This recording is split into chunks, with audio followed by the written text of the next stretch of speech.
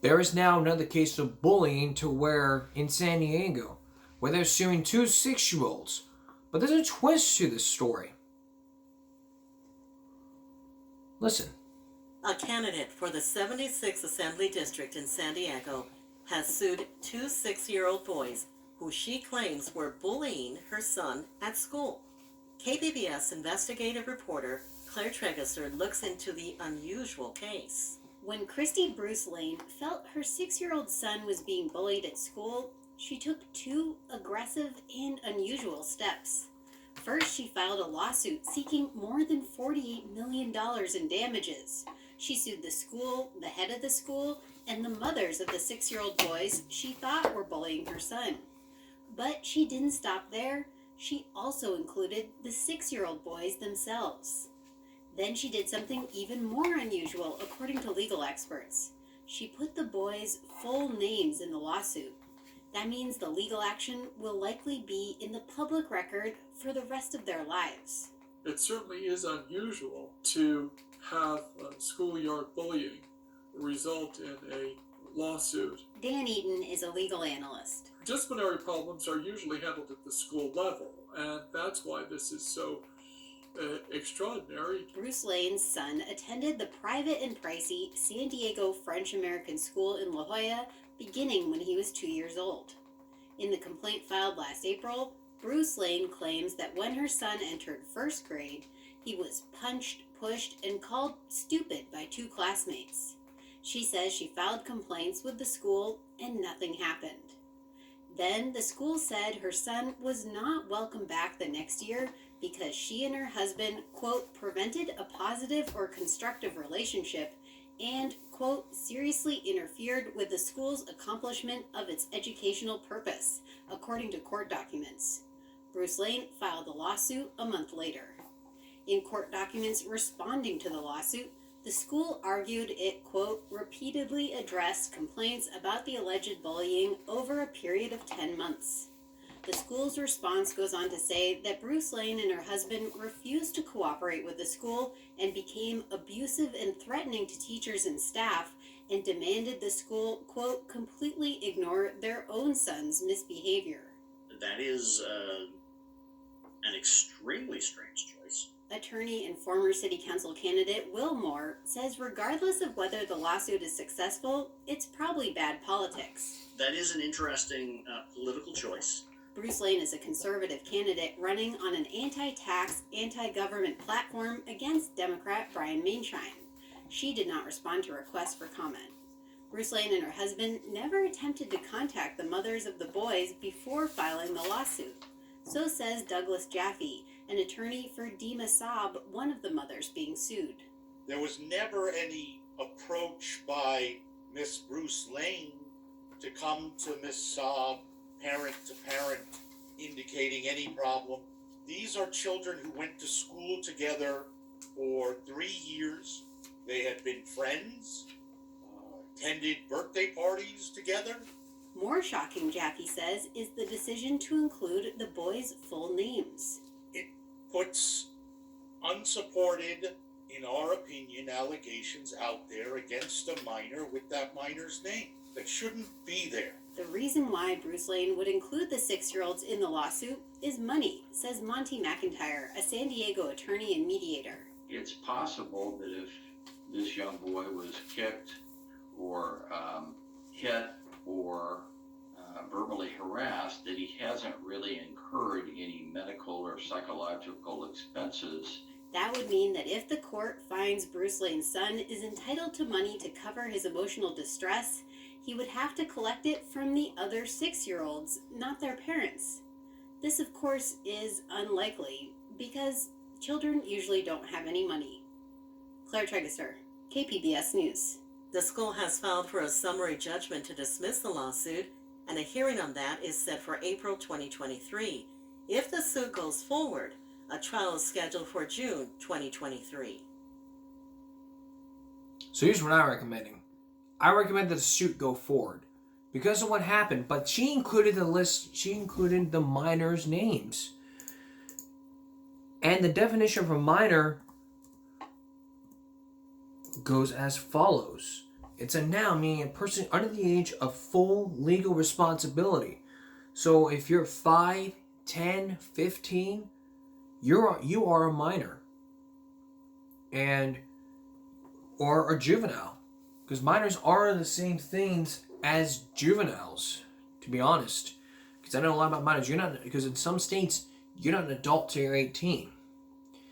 And in Texas, like we talked about, you cannot finish school until your 19th birthday. So the policy of choosers had bumped up 1 additional year. So you got to try to understand, you're not a full adult until you're 18 years old here in the state of Texas. So I guess that's probably... So yeah, that's why I recommend the suit would go forward. But there's two sides to every story. School said this, school said that. Well, if her son was being bullied, that was the last step she took. But if you're going to file a lawsuit or have raging allegations, there has to be an investigation first by the school district. If they find that there's been bullying going on, then they can do something about it. That's why there's discipline happening. That's why there's laws, strict laws that we talked about earlier this season and this month, as we continue our bullying prevention month.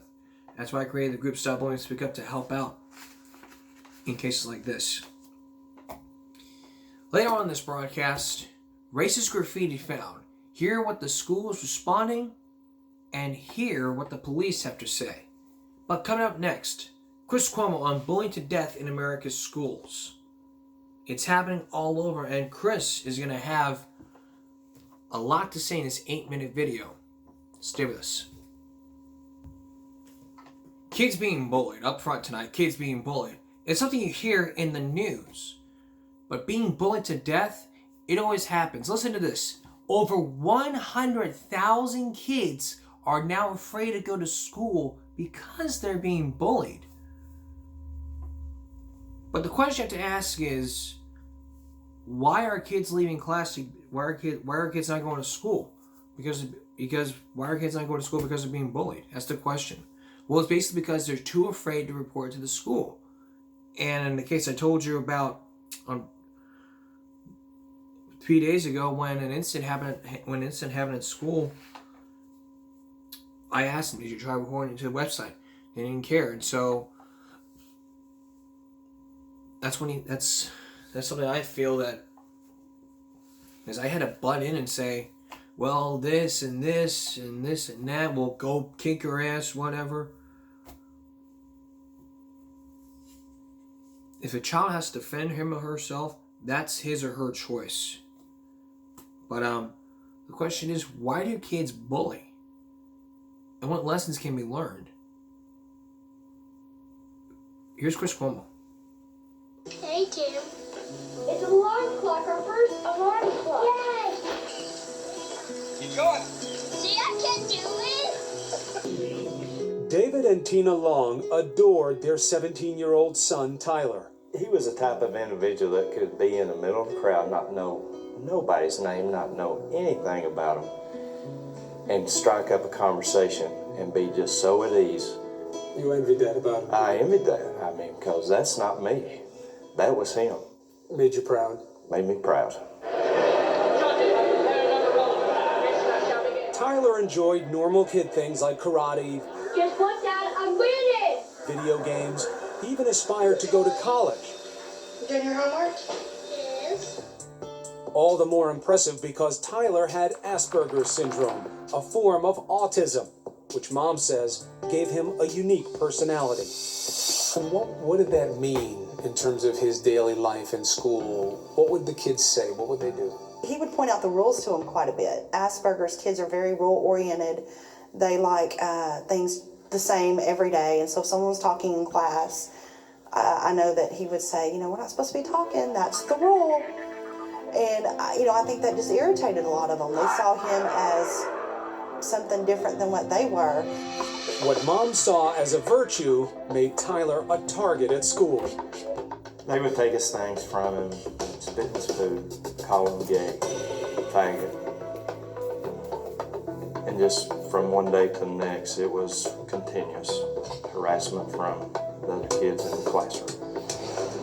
The Longs say this was a constant, well-known pattern of bullying that they brought to the school's attention, but nothing happened. We started complaining to the school very early on. Right away.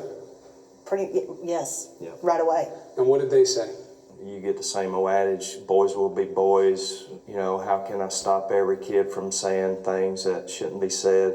What do you want me to do, Mr. and Mrs. Long? I've done all I can. They say this went on for years, and eventually their fun-loving son disappeared. I just remember the last couple of weeks looking back that it wasn't there.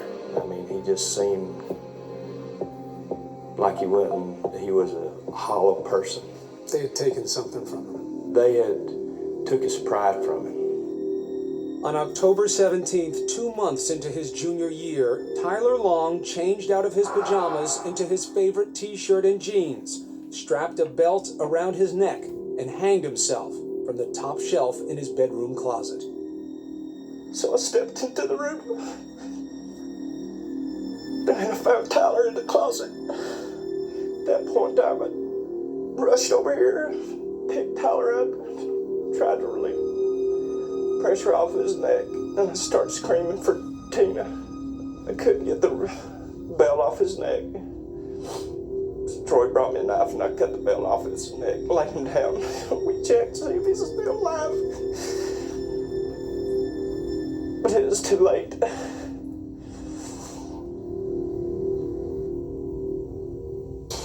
Even after Tyler's death, the Longs say school officials denied any wrongdoing.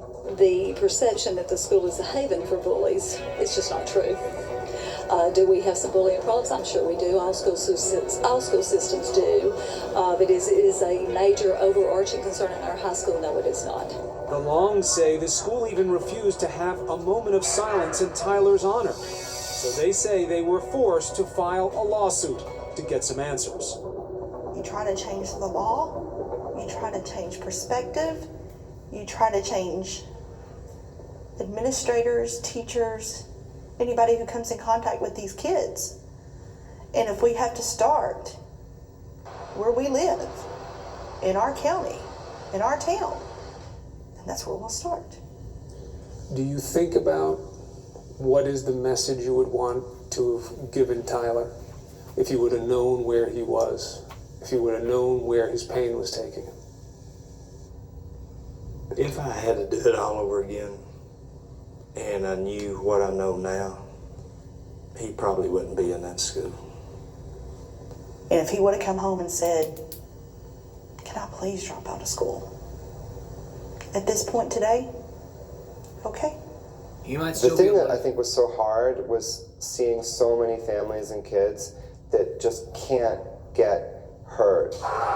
Lee Hirsch has spent the past year working on the Bully Project. Pretty much a good day for me would be people leaving their hands off of me. Embedded in the homes of families like the Longs. He'll post that on Facebook. No matter how many times the parents have been to the school, how many phone calls, how many letters, their child is still being taunted, being harassed, being called names, being physically assaulted on nearly a daily basis. So troubling a trend, the media started keeping a body count, beginning with Phoebe Prince. At only 15 years old, she killed herself, supposedly after being called an Irish slut constantly at school. Unrelenting bullying, online and off, is what drove South Hadley High School freshman Phoebe Prince to hang herself in January. A band of Massachusetts teens will stand trial, having pleaded not guilty to charges of criminal harassment. And in just the last month, 5 kids have taken their own lives, all related to bullying. Whose death has sparked a vast debate over gay bullying. 18-year-old Tyler Clementi, the latest to lose his battle. The college freshman in New Jersey jumped off this bridge. Reports soon surfaced the cause may have been his humiliation at being exposed online by classmates who secretly videotaped him during a sexual encounter with another man. Kids whose lives were over before they'd barely begun. Families left with nothing but painful memories, like the Longs. It's hard. I our lives will never be the same. But this is a special room for me. I mean, me and Tyler spend a lot of time in here playing video games, talking. And I miss my son. I always will. But that sense of loss was somehow not shared by all. Students coming forward and saying that other students, including some of the bullies, wore nooses around their necks after they had learned of his death to school and got away with it.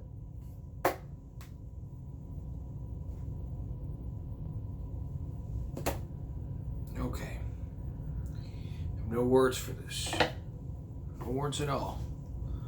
But I'm glad these parents years ago went forward with filing a lawsuit, because that's the last thing you can do if the schools are not doing anything. In case of what we heard earlier, they told them, let's say this and that, so that probably happened. Still ahead, there was racist graffiti found in a locker room at North Carolina after a football game. Hear what school officials have to say and the police have to say about what happened, because I do not tolerate racism and graffiti in our schools or everywhere. Stay with us. Friday, we told you about the suspended officer who's now been fired, but AP News says, out of a trip to Uvalde on Thursday over revelations that a school police officer hired by the Robin Elementary Massacre was not only on campus during the main attack, and as the Texas State Trooper run an investigation over her actions while gunmen killed 19 students and 2 teachers. The hiring of Officer Crimson Alonzo was first reported by CNN on Wednesday night, less than 24 hours after Uvalde Consolidated, after the CISD fired Alonzo Thursday in the face of a swift mounting backlash from families of the 4th grade victims and Texas lawmakers.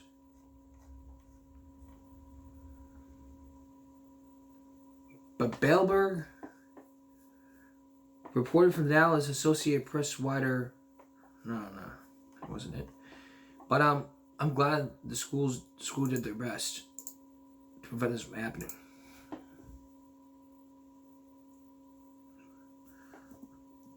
As for Oxford, well, nothing. Except from the Detroit Free Press, there was a guard's accidental fire.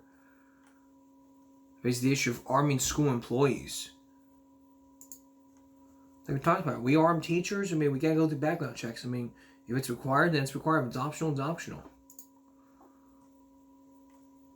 Guns in the classroom is probably insane, but it could help out the teachers defend themselves. So I think it's a great idea. Stay tuned, because there's racist graffiti happening in a school. Hear what the school district has to say and the police have to say. Stay with us. If there's things I will not tolerate on this show, is racism and graffiti.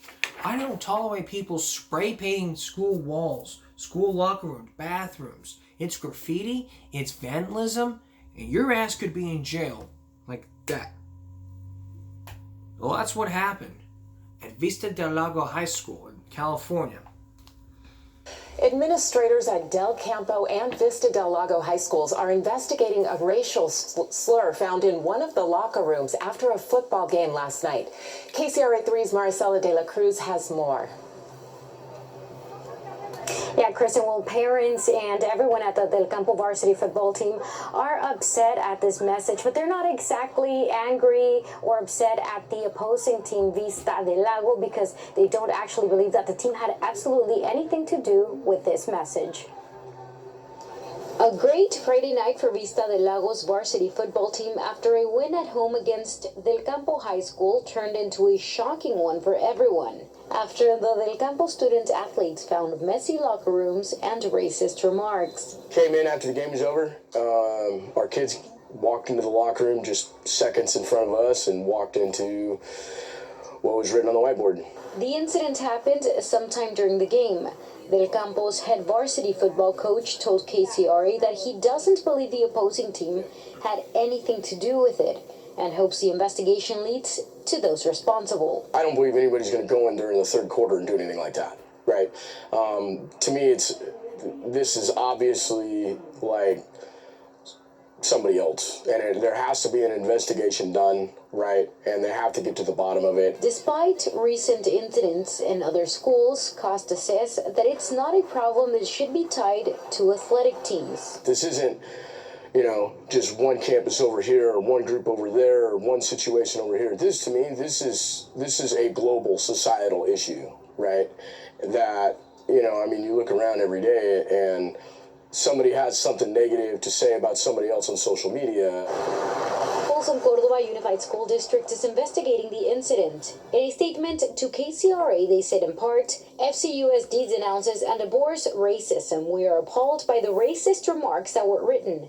These do not reflect the values of the district, Vista del Lago, or the football program. FCUSD and its schools will not tolerate acts of racism, hate, or bullying and treat such egregious offenses with the fullest extent of disciplinary measures allowable. And the Del Campo school principal told me over the phone that they believe that 4 middle school students may have been responsible for this. They looked over surveillance video, but they are still analyzing that, reviewing that to try to identify those responsible. Marisela de la Cruz, KCRA 3 News. So it was four They wore green Converse with the students that were responsible. I hope they get the message. You're not supposed to be spraying graffiti. If you were in athletics and they caught you doing that, you're going to be removed. Whether you're in band, athletics, or whatever, you're removed. There's no excuse. No excuses at all.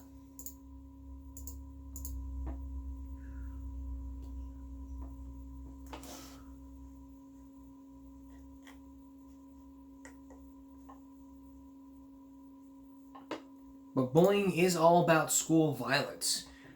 Buffalo.edu has an article saying how to discuss school anxiety, violence, and bullying with kids. How can you discuss that? Having parents can help. Promoting positive school culture and a student's well-being at home. There's recommendations for younger versus older kids. Identify the warning signs. The warning signs are this. Social media. That's the key to all bullying is social media. Whether you use Facebook, Instagram, Snapchat, TikTok, those are all what I call, this is what I call bully media. Social bullying media. What it basically means is, if you use social media, you're make fun of the person, you are a bully. You're what I call an SMB. Social media bully. I know there's a name for cyberbullying, but cyberbullying has been in the news a lot.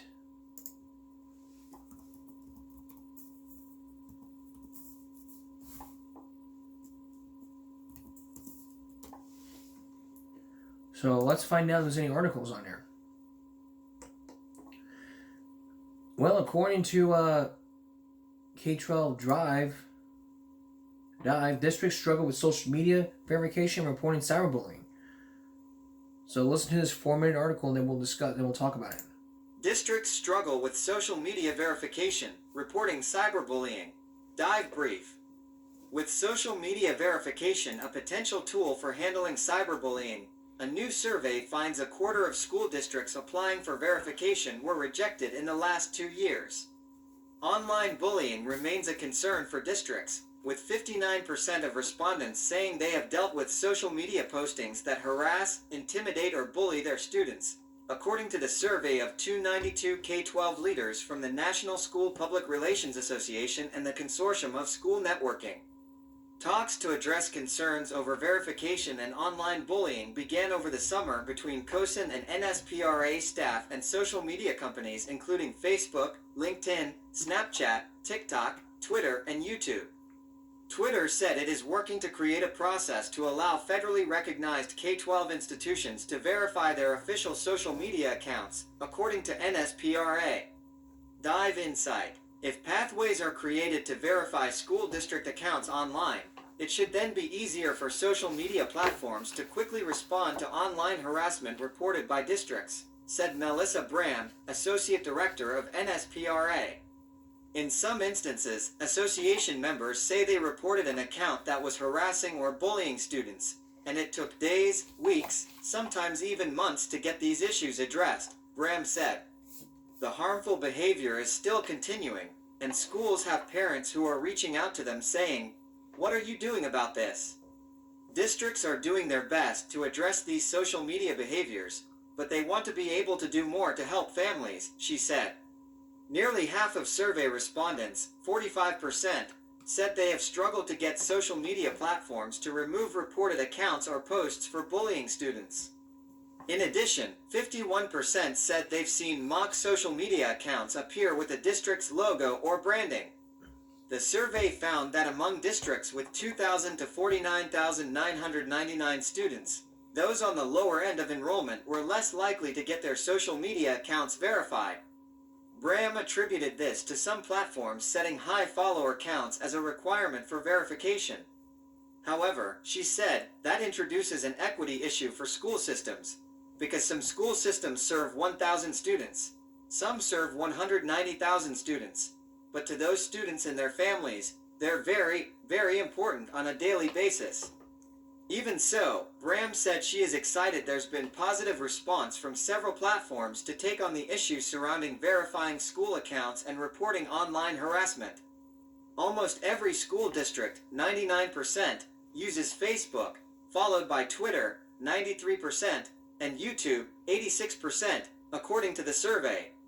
Generally, a third or fewer of the districts surveyed said they were able to get verified for each social media platform. Twitter is the only platform actively creating a process to verifying school districts, according to NSPRA and COSIN.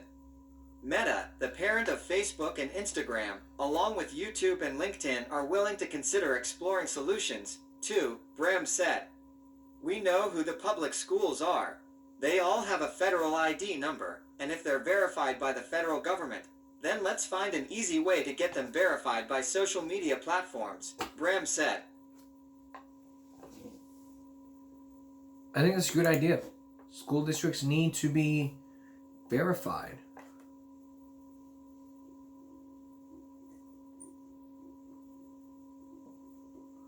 Last month, there was a cyberbullying incident happened last month. Hastings High School looks into a potential cyberbullying incident. In Nebraska, officials with Hastings Public School released a statement Friday morning after some social media post service appealing to bully some students. Those parts contained by disparaging and defamatory messages. Cyberbullying is a nationwide issue among a 2019 study by the Cyberbullying Research Center. 36% of 12 to 17-year-olds in middle school have experienced online harassment. According to HPHS, they reached out to the Hastings Police Department for help in investigating the incident. The captain says they did everything they can to help the victims.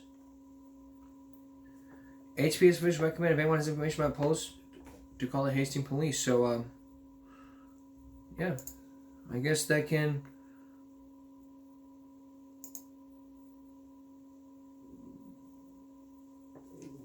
I guess that really can help.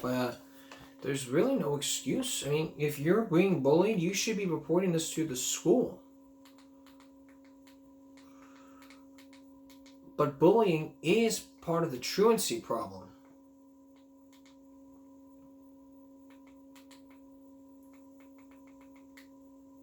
There is a connection between truancy and bullying. What does that mean? What do I mean by that? Well, if you're being bullied, then basically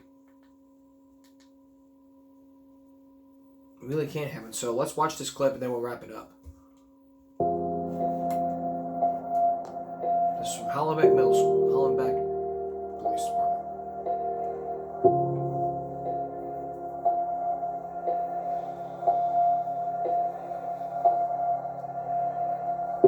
Hi, my name is Luis, and I'm a student here at Hollenbeck Middle School.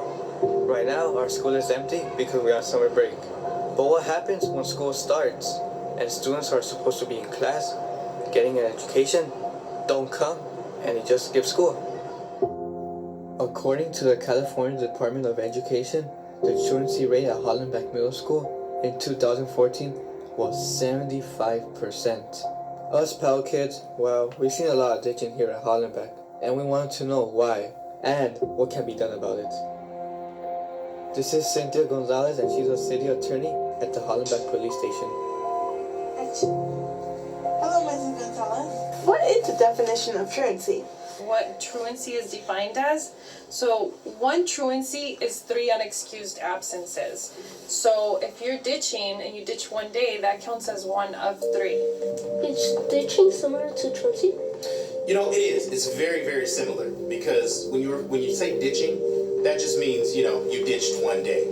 But technically, by definition, you have to ditch 3 times to become truant. How big of a problem is truancy in Boyle Heights? It's a huge problem. Truancy is bad because it affects your attendance, you know, and then it also takes you in bad routes in school. You start messing up with your grades, you start slacking. If the kids don't get their education, what can happen is that they're gonna live in the streets if they don't have money or work in Burger King or restaurants. I am very concerned about truancy, especially here at the middle school level, because when kids don't come to school, they aren't learning, they're missing out on their academic content. And if you don't come to school, then you're gonna be behind, and then when you come back, it's going to be difficult to catch up. And so it makes school seem a lot harder than what it actually is. The school loses money, federal money, for attendance through all the periods, not just one period. We use valuable money to the school for supplies and curriculum for the students to learn. It's bad. It's bad for schools, it's bad for kids, it's bad for families, it's bad for communities. Does truancy affect crime and the quality of life in the community? There's a big correlation, meaning there's a big connection between truancy, gangs, and crime. When I was still working patrol, there was countless amount of kids who would just be out roaming around during the week, during school hours. So they stopped going to school, they ended up getting in trouble, they ended up joining gangs, and when you're a gang member, you get involved in a lot of crime. So there is a big connection between being truant and crime.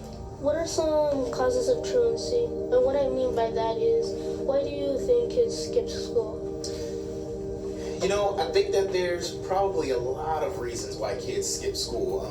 Nowadays, I think one of the really big reasons is bullying. I think there's a lot of bullying that goes on in school, and I think in order for a kid to not go and have to deal with that bully, they just don't go. Ever since preschool, I've been bullied, but I've always had to find a way to get past it. And kids are still bullying me now in 7, but it really doesn't affect me anymore because I just learned to ignore it. I've also seen kids bullying other kids, and I just don't think it's right. If you're being bullied at school, who wants to be bullied? You're gonna skip out in school. You'll make up any excuse to not have to be bullied. In our research, we found that a lot of people are saying that it's the school's fault, or it's the parents, or it's the actual kid's fault. Who do you think is right? I kind of think everyone's right. Because if you really, really look at it, everyone's kind of at fault. The parent has the responsibility of the student is younger, taking them to school on time, being involved in the school, in the parent conferences, in the back to school night. It's something that we need to work hard to make sure that students aren't truant, that they're in school, but we also have to provide them with an interesting learning environment so that they want to be here. I think first we have to make school fun, interesting, and exciting for students. So that is number one. The other thing is to figure out why are students being truant. Is there any issues at home with family? Any issues on the way to school that might be keeping a student from coming? And finding out what are some of the ways that we can support students by maybe connecting them with resources, community organizations, or counseling. A lot of the students need to start taking a little more personal responsibility in making better choices. Because, like I said earlier, regardless of how many excuses you want to make for choosing to ditch, you still chose to ditch. If you don't go to school, what can you do tomorrow? Be in the street? You know, you have to be, you have to prepare yourself for the future and be a good person, somebody good for the community, for the society. To talk to them. They're still teenagers, their hormones are still coming, and they're not sure what they're feeling right now. Some are feeling sadness, depression, like that, or something's wrong with their family, or something's wrong. We just talk to them. They're just human beings as well as us. And we have that same time where we feel like we need somebody to talk to us and why. Because our education is the most important one of all, and that's what we need the most. I agree 100% with what Maya Well said. Just talk to us, believe in us, it could go a long way. Well, thank you for watching. We hope we started a good conversation about truancy. And there is lots of good conversation going on. Like people say, nowadays there's lots of causes. Bullying, work, a lot of things. But coming up on Monday, we're going to answer the question, how big of a problem is the truancy at a school? Well, we'll tell you about that. But to spoil it, since 2019 through this year, the enrollment rate has dropped from 87,623 to 79,000. That's a big drop. Also, we're going to look at an attendance review board meeting. A look inside from the record starts in California. That was 10 years ago. So look for all that on Monday. That's Give Me Rick for the Saturday night. We will see you again for Give Me Rick Monday. For all of us here at Give Me Rick and YouTube, good night, everyone.